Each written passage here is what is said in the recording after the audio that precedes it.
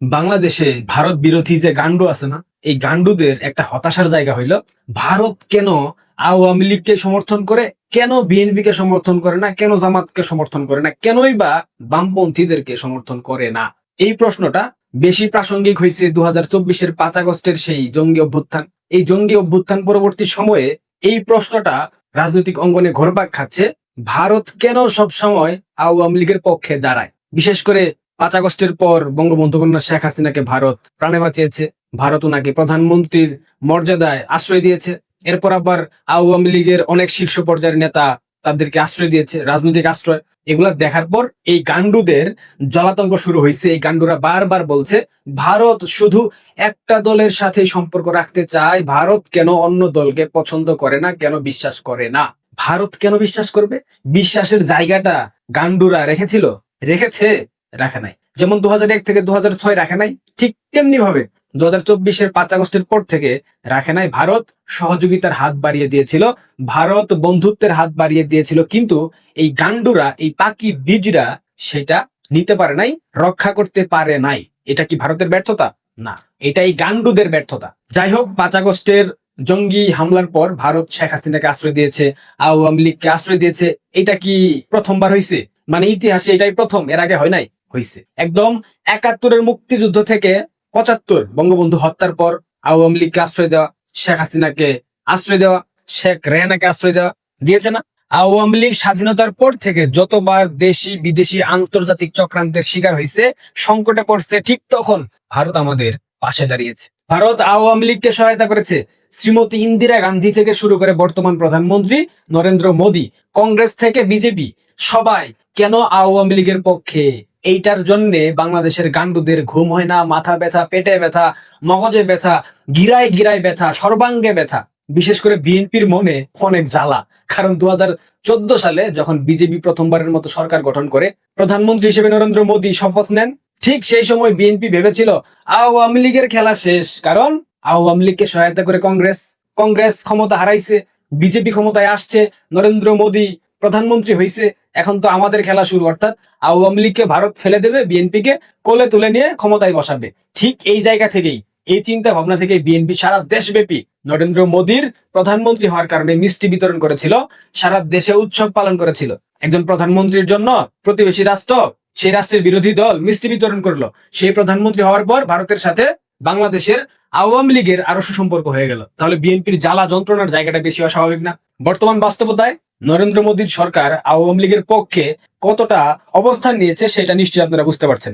এটা ব্যাখ্যা দেওয়ার মতো কোনো ঘটনা নয়, এটা এখন দৃশ্যমান। সুতরাং বিএনপির জ্বালার জায়গাটা খুব স্বাভাবিক, এবং আমরা এটা মাইনা নিছি, সমস্যা নাই, জ্বলতে থাকুক, জ্বলে পুরে ভৎস হয়ে যাক, জ্বলে পুরে ছাই হয়ে যাক, অন্তর জ্বলে যাক, অন্তর পড়ে যাক, সেটা আমরা দেখবো, চেয়ে মজা নেব। বুঝেন নাই ব্যাপারটা? আচ্ছা, মূল কথায় আসি। ভারত কেন আওয়ামী লীগের প্রতি এত ভালোবাসা দেখায়? কারণটা আসলে কি? ভারতে যেই দল ক্ষমতায় থাকুক না কেন, সবাই কেন শেখ হাসিনার প্রতি আলাদাভাবে আস্থা দেখায়, কেন এত ভরসা পায়? বিএনপির জামাতের গান্ডুদেরকে বিষয়টা ক্লিয়ারলি বুঝাই। বিএনপি এবং জামাতের গান্ডুরা কমেন্ট বক্স উন্মুক্ত, গালি গালাজ যা করার কইরা যাও, কোনো সমস্যা নাই। আওয়ামী লীগ কিংবা শেখ হাসিনার সাথে বিজেপির সম্পর্ক নয়, সম্পর্ক হইল ভারতবর্ষের মানুষের, সম্পর্ক হইল ভারতবর্ষের রাজনৈতিক নেতাদের, ভারতবর্ষের সাথে ঐতিহাসিক সম্পর্ক। নরেন্দ্র মোদীর জায়গায় যদি রাহুল গান্ধী ভারতের ক্ষমতায় থাকতেন, এই যে সম্পর্ক দেখতে পাচ্ছেন না আওয়ামী লীগের সাথে, শেখ হাসিনার সাথে, এই সম্পর্ক একই রকম থাকতো, এখানে কোনো পরিবর্তন হইতো না। শেখ হাসিনাকে যেমন নরেন্দ্র মোদী বোন ডাকে, রাহুল গান্ধী শেখ হাসিনাকে মা ডাকে, কারণ সজীব ওয়াজেদ জয়ের সাথে রাহুল গান্ধীর একটা বন্ধুত্বপূর্ণ সম্পর্ক আছে। যতটুকু জানা যায় বা না যায় সেটা ব্যাপার না, তবে রাহুল গান্ধী বঙ্গবন্ধু কন্যা শেখ হাসিনাকে কতটা পছন্দ করেন, কতটা শ্রদ্ধা করেন, সেটা তো 5 আগস্টের পর আমরা দেখেছি। ভারতের প্রত্যেকটা দল শেখ হাসিনাকে কতটা পছন্দ করেন, ভালোবাসেন, সেটা তো সর্বদলীয় বৈঠকে প্রমাণ হয়ে গেছে। আর কোনো প্রমাণের প্রয়োজন আছে বলে আমি মনে করি না। এখন প্রশ্ন আসতেই পারে, রাজনীতির এই নির্মম খেলার মাঠে সম্পর্কগুলা কি পারিবারিক নাকি? মানে আওয়ামী লীগের সাথে যেই কংগ্রেসের সম্পর্ক, বিজেপির সম্পর্ক, এটা কি পারিবারিক নাকি পুরোটাই রাজনৈতিক স্বার্থ? উত্তর হলো, যত টানা পারিবারিক সম্পর্ক, যত টানা রাজনৈতিক সম্পর্ক, তার থেকে বড় কথা পরীক্ষিত ঘনিষ্ঠ মিত্র। রাজনৈতিক স্বার্থ প্রত্যেকটা জায়গায় থাকে। ভারত বাংলাদেশের আব্বা লাগে না যে সম্পূর্ণ ভালোবাসার জায়গা থেকে তোমাদেরকে সহায়তা করবে। এখানে অবশ্যই একটা স্বার্থ আছে, আর সেই স্বার্থটা হলো, মানে মূল স্বার্থটা হলো ভারতের উত্তর পূর্বাঞ্চলীয় যে রাজ্যগুলো আছে, সেই রাজ্যের আঞ্চলিক স্থিতিশীলতা, আঞ্চলিক নিরাপত্তা, সীমান্ত নিরাপত্তা। এটা হচ্ছে গিয়া মূল স্বার্থ। বুঝাইতে পারলাম? কারণ একটা পাকিস্তান ক্যান্সার হয়ে আছে, আর একটা পাশে যে দেশ পাকিস্তান হবে সেটা ক্যান্সার হবে, সেখানে মৌলবাদের উত্থান ঘটবে, এটা ভারত কখনোই চাইবে না। আর এই জায়গাটায় আওয়ামী লীগ ভারতের অন্যতম বিশ্বস্ত মিত্র, বন্ধু, যারা বিগত 15 বছর 7 মাস এই অঞ্চলের স্থিতিশীলতা বজায় রাখার ক্ষেত্রে ভূমিকা পালন করেছে। বাংলাদেশে মৌলবাদের উত্থান হতে দেয় নাই, বাংলাদেশের জঙ্গিদেরকে জেলখানায় আবদ্ধ করে রেখেছিল, এবং ভারতের উত্তর পূর্বাঞ্চলীয় রাজ্যে যেই উগ্রবাদী মৌলবাদী সংগঠনগুলো আছে, সেই সংগঠনের যারা জঙ্গি নেতা, এদেরকে বাংলাদেশ ঠাঁই দেয় নাই। এইটাই মূলত ঘনিষ্ঠতার যে প্রকাশ করে করে কিনা। দেখেন, ঐতিহাসিকভাবে আওয়ামী লীগের কপালে মুক্তিযুদ্ধের নেতৃত্ব দেওয়ার একটা গৌরব আছে, আছে কিনা? এইটা আওয়ামী লীগের 1000 বছরের গৌরব গাথা হয়ে থাকবে। এই গৌরব, এই ইতিহাস কেউ পরিবর্তন করতে পারবে না, করা সম্ভব না। আর এই কারণেই আওয়ামী লীগ কখনোই এই উপমহাদেশে পাকিস্তানপন্থী হবে না, কোনো চান্স নাই। অর্থাৎ পাকিস্তানি মতাদর্শে যাওয়ার কোনো সম্ভাবনা নাই। স্বাধীনতার পর 1974 সালে আরব দেশগুলাকে খুশি করার জন্য জাতির পিতা বঙ্গবন্ধু শেখ মুজিবুর রহমান ভুট্টোকে ঢাকায় এনেছিলেন। বঙ্গবন্ধু পাকিস্তান সফর করেছিলেন। এইসব কেন হয়েছিল জানেন? ওআইসিতে যোগদান করা কেন হয়েছিল? কারণ যাতে করে বিধ্বস্ত বাংলাদেশের মানুষের জন্য মধ্যপ্রাচ্যের শ্রমবাজার উন্মুক্ত হয়। কারণ সেই সময় বাংলাদেশের অর্থনৈতিক অবস্থা জঘন্য ছিল। 9 মাসের টানা রক্ত হয়ে যুদ্ধ, বিধ্বস্ত দেশ, অর্থনীতি নাই, কিচ্ছু নাই, রাষ্ট্রীয় কাঠামো ভেঙে পড়েছে, ইনফ্রাস্ট্রাকচারাল কোনো কিছু ছিল না, রেল, সেতু, ব্রিজ সবকিছু দুমড়ে মুচড়ে গেছে। সেই দেশকে উদ্ধার করার জন্য তো শ্রমশক্তি বিদেশের বাজারে রপ্তানি করতে হবে, রেমিটেন্স আনতে হবে। সুতরাং সেই জায়গা থেকে বঙ্গবন্ধু মধ্যপ্রাচ্যের সাথে সুসম্পর্ক রাখার জন্য, মধ্যপ্রাচ্যকে খুশি করার জন্য ভুট্টোকে ঢাকায় এনেছিলেন, এবং তিনিও পাকিস্তান সফর করেছিলেন। একমাত্র কারণ ছিল মধ্যপ্রাচ্যের শ্রমবাজার যাতে বাংলাদেশিদের জন্য উন্মুক্ত করে দেওয়া হয়। বঙ্গবন্ধু শেখ মুজিবুর রহমান এবং ভুট্টোর সেই ঐতিহাসিক হাস্যোজ্জ্বল ছবি, এটা শুধুমাত্র একটা ছবি। কারণ ভুট্টো খুব ভালো করে জানতো শেখ মুজিব পাকিস্তান ভেঙে ফেলেছে, পাকিস্তান কেটে নিয়ে এসেছে। আর এই জন্যে যেমন আওয়ামী লীগ গর্ব করে, বাংলাদেশিরা গর্ব করে, ঠিক একই ভাবে বঙ্গবন্ধু শেখ মুজিবুর রহমান গর্ব করতেন, এটা ভুট্টো জানতো। সুতরাং ভুট্টোকে বাংলাদেশে এনেছিল, এটা নিয়ে যারা বিতর্ক করার চেষ্টা করে এরা হচ্ছে গান্ডু। বঙ্গবন্ধু কন্যা শেখ হাসিনা উনি সেকুলার রাজনীতিবিদ কিনা এটা নিয়ে বিতর্ক থাকতে পারে। বঙ্গবন্ধু শেখ মুজিবুর রহমান সেকুলার রাজনীতিবিদ ছিলেন কিনা এটা নিয়েও বিতর্ক থাকতে পারে, কোনো সমস্যা নাই। আওয়ামী লীগ সেকুলার দল কিনা এটা নিয়েও বিতর্ক থাকতে পারে, কোনো সমস্যা নাই। বিতর্ক করেন, বিতর্কের জায়গা থাকতেই পারে, আমি এটা নিয়ে প্রশ্ন করবো না। কিন্তু ভাই, আওয়ামী লীগ বাঙালি কালচারকে ধারণ করে, এইটা আপনাকে মানতে হবে। এটার বাইরে আপনি যাইতে পারবেন না। 5 আগস্টের পর থেকে দেখেন নাই বাংলাদেশে বাঙালি সংস্কৃতি আছে, গান বাজনা হয়, সারি গান, জারি গান, বাউল গান হয়, যাত্রাপালা হয়, মঞ্চ নাটক হয়, স্টেডিয়ামে কনসার্ট হয়। গতকাল কিশোরগঞ্জে এসএস জনপ্রিয় সঙ্গীত ব্যান্ড তারা কনসার্ট করতে গিয়েছিল, প্রভৃতি জনতা একদম পেছন দিয়ে ভরেছে। বাংলাদেশে এইটাই চলতেছে। সুতরাং বাংলাদেশ আওয়ামী লীগ ব্যতীত বাংলাদেশে বাঙালির 1000 বছরের সংস্কৃতি সেটাকে ধারণ কেউ করে না। আওয়ামী লীগ পাকিস্তান রাষ্ট্রকে অসম্ভব ঘৃণা করে, বাঙালি সংস্কৃতিকে ধারণ করে বিধায় পাকিস্তানের আইডিওলজিকে আওয়ামী লীগ ঘৃণা করে, মৌলবাদকে আওয়ামী লীগ ঘৃণা করে। মৌলবাদকে তারা কখনো আশ্রয় প্রশ্রয় দেয় নাই। আওয়ামী লীগের আমলে মৌলবাদের উত্থান বাংলাদেশে কখনো ঘটে নাই।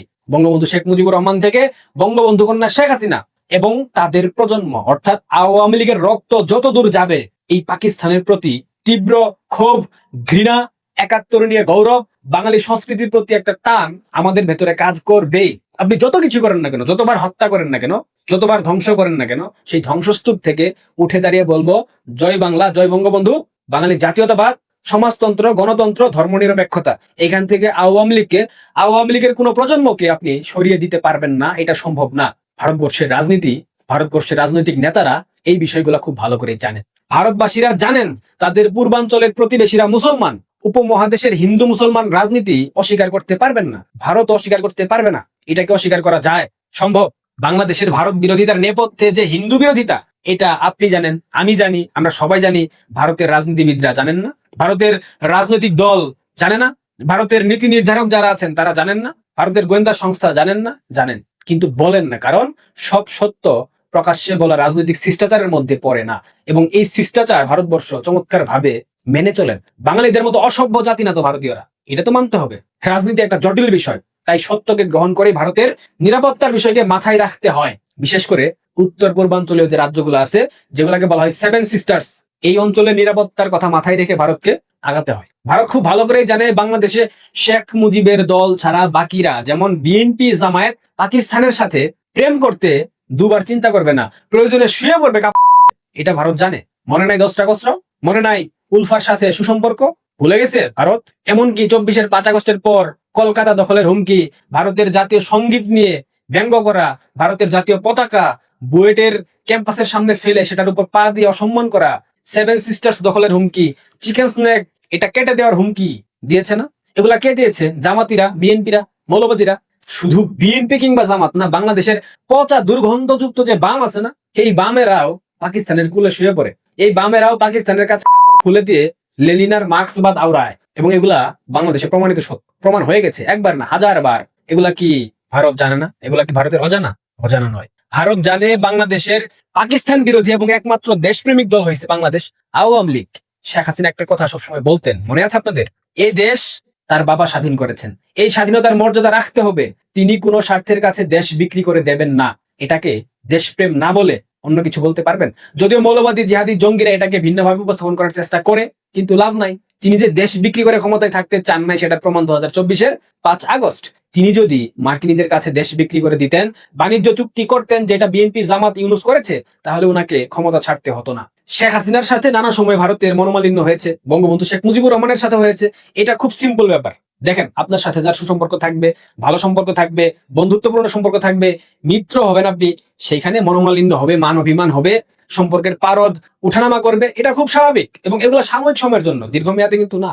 কিন্তু সে কারণে বাংলাদেশের মাটিতে পাকিস্তানের গোয়েন্দারা আইসা ভারতের বিরুদ্ধে গুটি চালবে, ষড়যন্ত্র করবে, এইটা ভাই আওয়ামী লীগ জীবন থাকতে হতে দেবে না। এইটা বঙ্গবন্ধু কন্যা শেখ হাসিনা জীবন থাকতে হতে দেবে না। এটা আওয়ামী লীগের কোন প্রজন্ম হইতে দেবে না। যারা আওয়ামী সাইদি লীগ আছে, এদের ব্যাপারটা ভিন্ন। বুঝাইতে পারলাম? আর এই ব্যাপারটা যতটা না ভারতের সাথে বিশ্বস্ততার জায়গা থেকে, এর থেকেও বেশি পাকিস্তানের সাথে আওয়ামী লীগের বৈরী সম্পর্ক এবং পাকিস্তানের প্রতি ঘৃণা থাকে। আওয়ামী লীগের একটা ছেলেকেও, যেই প্রজন্মই বলেন না কেন, দেখাইতে পারবেন না পাকিস্তানের প্রতি ভালোবাসা আছে, পাকিস্তানের প্রতি প্রেম আছে। কারণ আমরা পাকিস্তানকে ঘৃণা করি, থু দেই পাকিস্তানকে। আর ঠিক এই জায়গায় 75, 21, 5 অর্থাৎ 75-এর 15 আগস্ট, 21 আগস্ট গ্রেনেড হামলা, 5 আগস্টের সেই জঙ্গি অভ্যুত্থান, এগুলার শেকড় এক জায়গায় প্রথিত।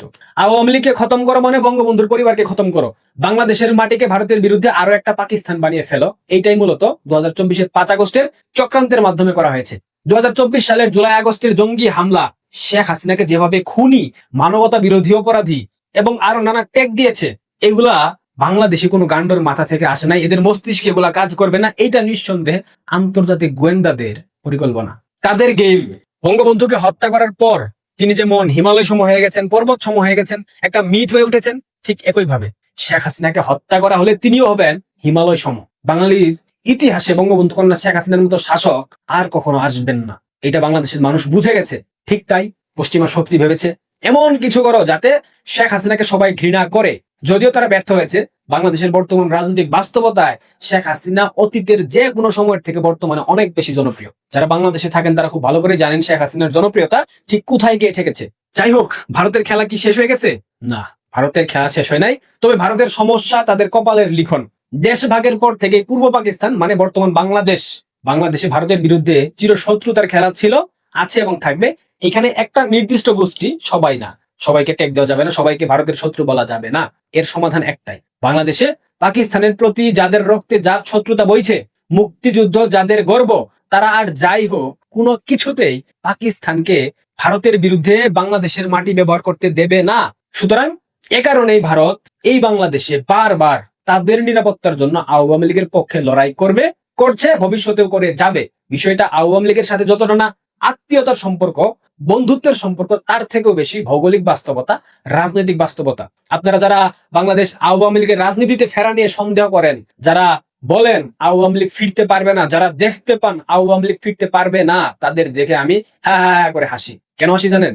উপমহাদেশে পাকিস্তান রাষ্ট্র নামক এই ক্যান্সার যতদিন থাকবে, এমনকি পাকিস্তান যদি ভেঙেও যায়, তাদের অর্থাৎ পাকিস্তানের আইডিওলজি যেসব মুসলিমদের মধ্যে থাকবে, ততদিন এই বাংলাদেশে আওয়ামী লীগ থাকবে হরেক রকম পাকিস্তানি দালালদের জম হয়ে। একই সঙ্গে বারবার 15 আগস্ট, 21 আগস্ট, 5 আগস্ট ফিরে আসার চেষ্টা করবে।